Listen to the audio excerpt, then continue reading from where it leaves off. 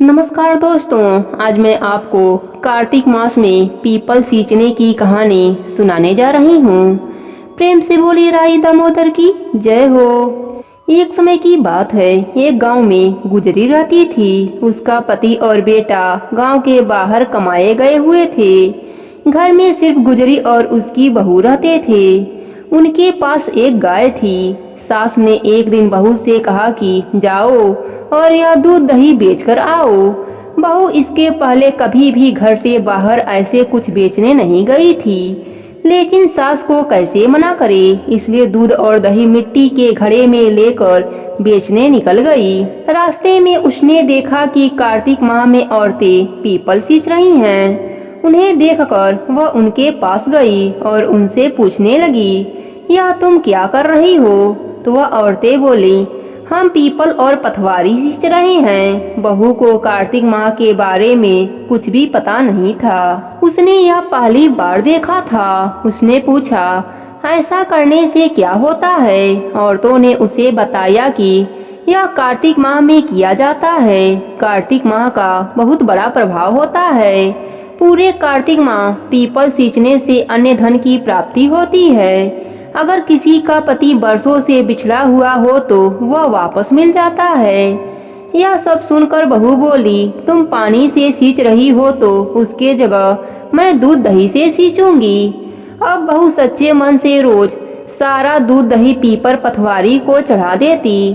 थोड़ी देर उन औरतों के पास बैठती, कार्तिक माहात्म्य सुनती, कार्तिक की कहानी सुनती और उधर उसकी सास सोचती कि बहू दूध दही बेचने कहीं दूर गई है, इसलिए उसे देरी हो रही है। अब सास बहू से पैसे मांगने लगी तो बहू बोली, सासू माँ, सेठ जी महीना खत्म होने पर हिसाब करेंगे, तब मैं सारा पैसा लाकर आपको दे दूंगी।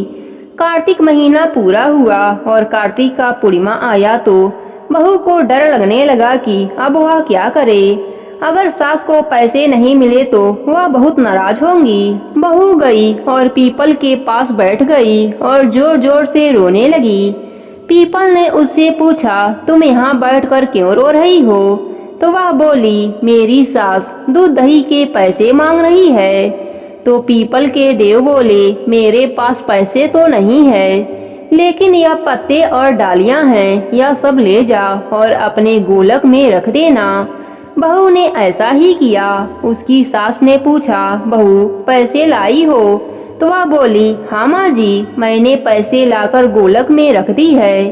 सास ने गोलक फोड़ी, देखते ही उसकी आंखें फटी की फटी रह गई।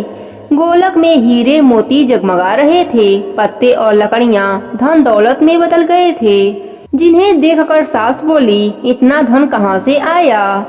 यह तो दूध दही की कीमत नहीं है। तब बहू ने सारी बात अपने सास को बताई कि मैं दूध दही पीपल पथवारी को सींच रही थी और जब मैं रो रही थी तब पीपल ने मुझे पत्ते और लकड़ियां दिए और गोलक में रखने को कहे, जो हीरे मोती बन गए।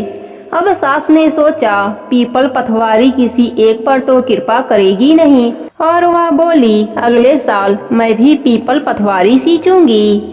अगले साल जब कार्तिक का महीना आया, सास ने दूध दही लेकर उसे बेचने निकल गई।